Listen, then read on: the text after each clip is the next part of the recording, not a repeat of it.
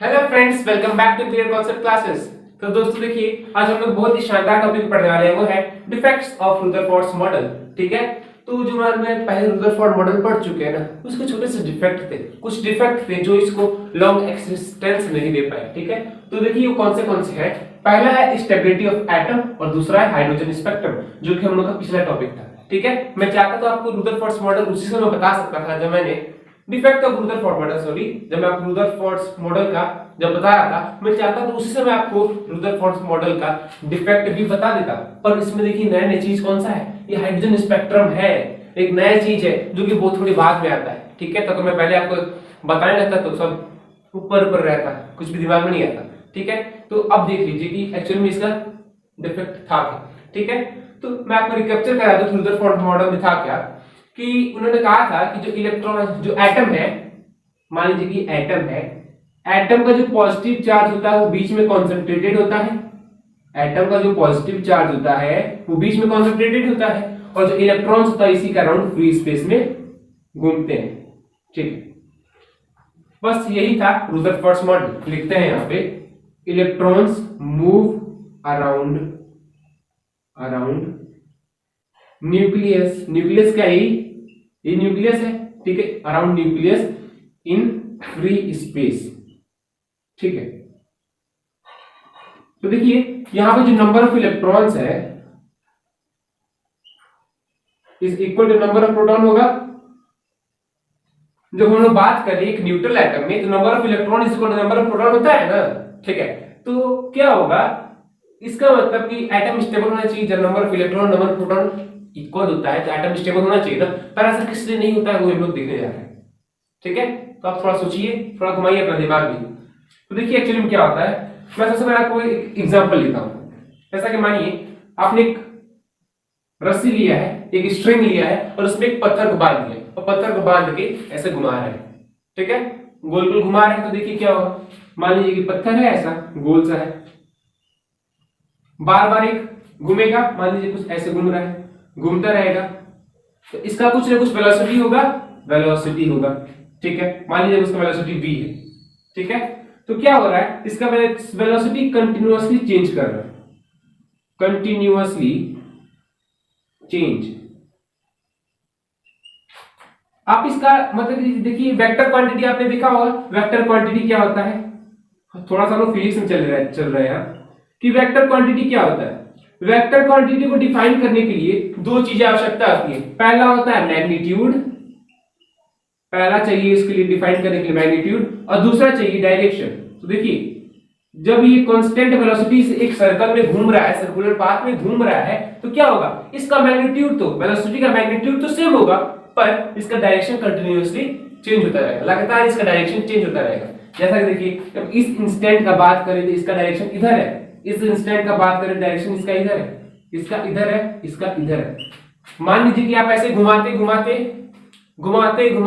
छोड़ दिए, तो वो एक सीधी रेखा में जाएगा ना, वो स्ट्रिंग आपका सीधी रेखा में जाएगा, आप छोड़ देंगे तो वही है। वो ऐसा क्यों होता है, क्योंकि इसका डायरेक्शन, जो वेलोसिटी डायरेक्शन होता है, वो उसी डायरेक्शन में अलाइन हो गया रहता है। ठीक है, इसी कारण वेलोसिटी कंटिन्यूअसली चेंज होता रहता है।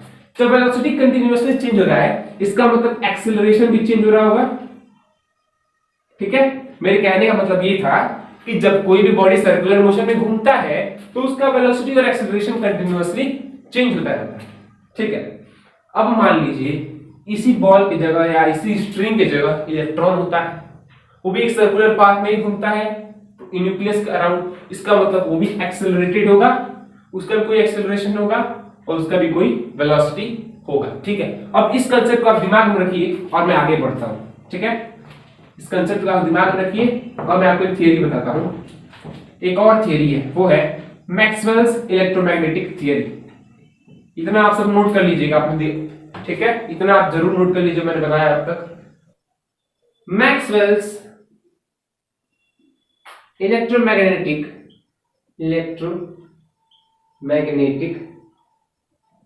थियरी। ठीक है, मैक्सवेल्स इलेक्ट्रोमैग्नेटिक थियरी। मैंने आपको क्या बताया, जब इलेक्ट्रॉन अराउंड न्यूक्लियस घूमेगा तो वो एक्सेलरेटेड होगा, और क्या होगा, उसका वेलोसिटी भी चेंज होता रहेगा। तो मैक्सवेल्स इलेक्ट्रोमैग्नेटिक थ्योरी ये कहता है if any charged body moves in a circular path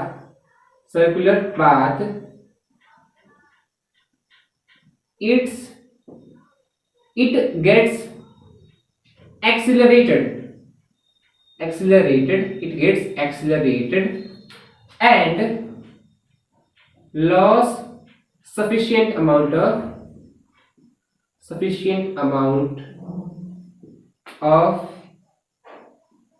energy.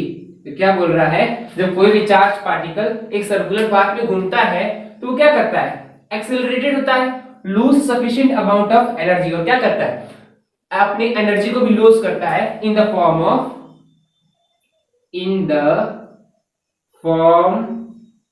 Of electromagnetic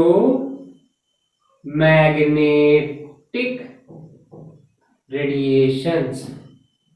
ठीक है, वापस मैं आपको इस थियरी को समझा दूं, इंपॉर्टेंट है, थोड़ा ध्यान रखिएगा ये थियरी कि क्या कहता है, जब कोई भी चार्ज बॉडी एक सर्कुलर पाथ में जब घूमता है ना तो क्या होता है, वो एक्सीलरेटेड हो जाता है और क्या करता है, वो अपना जो एनर्जी होता है उसके पास उसको लॉस करने लगता है, और जब एनर्जी को लॉस करने लगता है तो किस फॉर्म में करता है, इन द फॉर्म ऑफ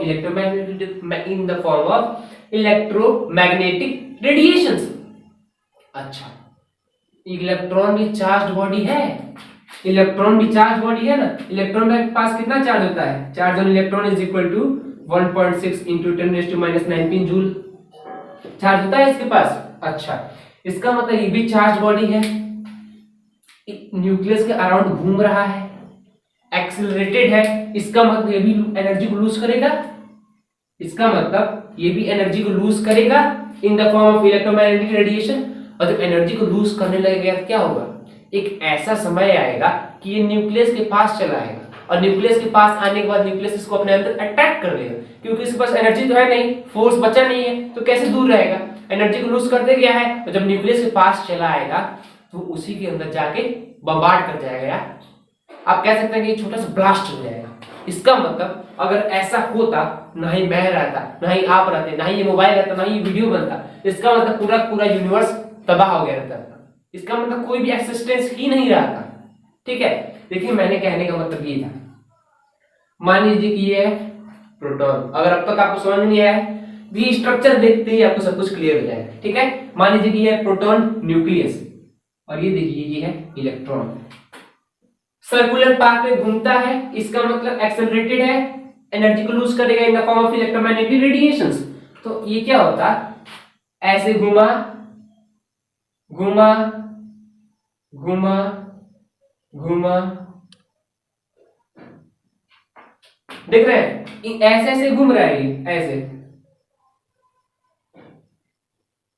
ठीक है, एनर्जी को लूज करता रहा है कंटिन्यूअसली, और एक ऐसा समय आएगा कि इसी के अंदर, इसी न्यूक्लियस के अंदर जाके खत्म हो जाएगा, तबाह हो जाएगा, बम्बार्ड हो जाएगा, जो भी आप कह लीजिए। ठीक है, अगर लेकिन ऐसा होता नहीं है, ये देखिए इसको हम लोग बोलते हैं स्पाइरल पाथ, आपने मॉस्किटो कॉइल देखा होगा, सेम टू सेम वैसा ही है ये।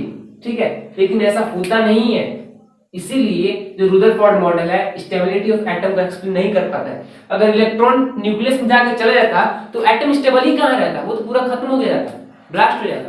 ठीक है, इसीलिए ऐसा नहीं होता है, और stability of atom Rutherford model नहीं बता पाता है। ठीक है, समझ गए होंगे आप मेरे कहने का पूरा मतलब स्टेबिलिटी ऑफ एटम के बारे में। ठीक है, अब देखिए, इतना आप नोट कर लीजिएगा पूरा एकदम अच्छे से। उसके बाद देखिए कि जब इलेक्ट्रोमैग्नेटिक रेडिएशन से एमिट करता है ना, कि एमिट करता है कंटिन्यूअसली। ठीक है, यहां पे लिखते हैं इन the form of electromagnetic radiations continuously. ठीक है, कंटिन्यूअसली ये इलेक्ट्रोमैग्नेटिक रेडिएशंस को एमिट करता रहता है। ठीक है, मैक्सवेल्स इलेक्ट्रोमैग्नेटिक थ्योरी तो ये कहता है, अगर कंटिन्यूअसली इलेक्ट्रोमैग्नेटिक रेडिएशंस को एमिट कर रहा है तो क्या होता, जो उस रेडिएशंस का मतलब कि frequency of radiations radiation continuously change होता, कंटिन्यूअसली चेंजेस।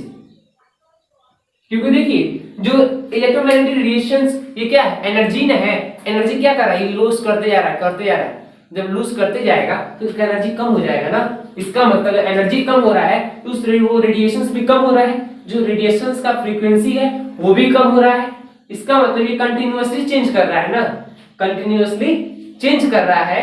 तो क्या होगा जब हम लोग इसका जो ये मान लीजिए कि यहां से ऐसे रेडिएशंस निकल रहे हैं, ठीक है, ये कंटिन्यूअस है, ये क्या है, कंटिन्यूअस है। तब क्या होगा कि जब हम लोग इसका स्पेक्ट्रम बनाएंगे तो वो कैसा बनेगा, कुछ ऐसा बनेगा ना, कंटिन्यूअसली बनेगा, कुछ ऐसा बनेगा, मतलब कुछ ब्लर रहेगा, आप कह सकते हैं कुछ। मान लीजिए अगर ऐसा है तो ये पूरा ऐसा ही बनेगा, कंटिन्यूअस रहेगा ना वो, पर ऐसा कंटिन्यूअस हाइड्रोजन स्पेक्ट्रम नहीं होता है। हाइड्रोजन स्पेक्ट्रम मैंने आपको बताया था कि कुछ ऐसा बनता है हाइड्रोजन स्पेक्ट्रम। इसमें आप देख सकते हैं कुछ डिस्क्रीट लाइंस रहेंगे एकदम अच्छे से, ठीक है, कुछ ऐसे डिस्क्रीट लाइंस रहेंगे, पर इसमें आपको ऐसा डिस्क्रीट लाइंस नहीं मिलेंगे, आपको ऐसा रगड़ा वो मिलेगा, कंटिन्यूअसली मिलेगा, ठीक है। अगर हम लोग रुदरफोर्ड मॉडल के हिसाब से देखा जाए, जब हम लोग हाइड्रोजन स्पेक्ट्रम देखेंगे ना, ये कुछ ऐसा मिलेगा, मतलब ये जो लाइंस दिखाई दे रहा है ना, लाइंस के बीच में थोड़ा थोड़ा गैप दिखाई दे रहा है, कुछ नहीं रहेगा, चिपके रहेंगे। इसका मतलब एक ऐसा है, एक ऐसा, सब एक दूसरे में चिपके रहेंगे, ठीक है। इसका मतलब ये कंटिन्यूअसली है, पर कंटिन्यूअसली हाइड्रोजन स्पेक्ट्रम नहीं शो करता है। हाइड्रोजन स्पेक्ट्रम कैसे शो करता है, in the form of discrete lines. Discrete lines दिखाई देंगे आपको, डिस्क्रीट लाइंस, ठीक है।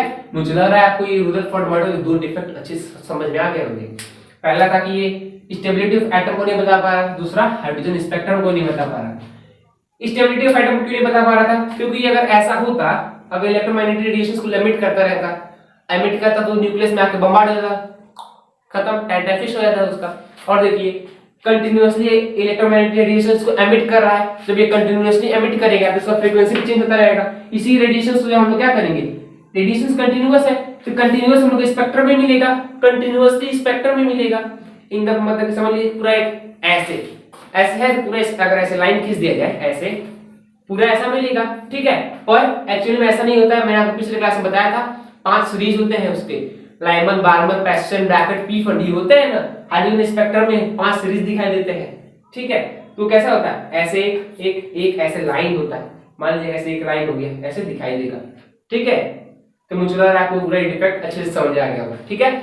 इन्हीं सब डिफेक्ट को दूर करने कौन आया, वो थे नील्स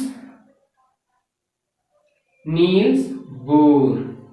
नील्स बोर नाम के साइंटिस्ट थे जिन्होंने इस सभी मतलब कमियों को दूर कर दिया और अपना मॉडल बनाया, वो था ये जो लोग आज जानते हैं। आपने लोअर क्लासेस पढ़ते आ गया है ना, ऐसा मान लीजिए न्यूक्लियस हो गया, न्यूक्लियर इलेक्ट्रॉन ऐसे घूम रहे हैं, ठीक है। इसको किसने दिया था, नील्स बोर ने दिया था। 3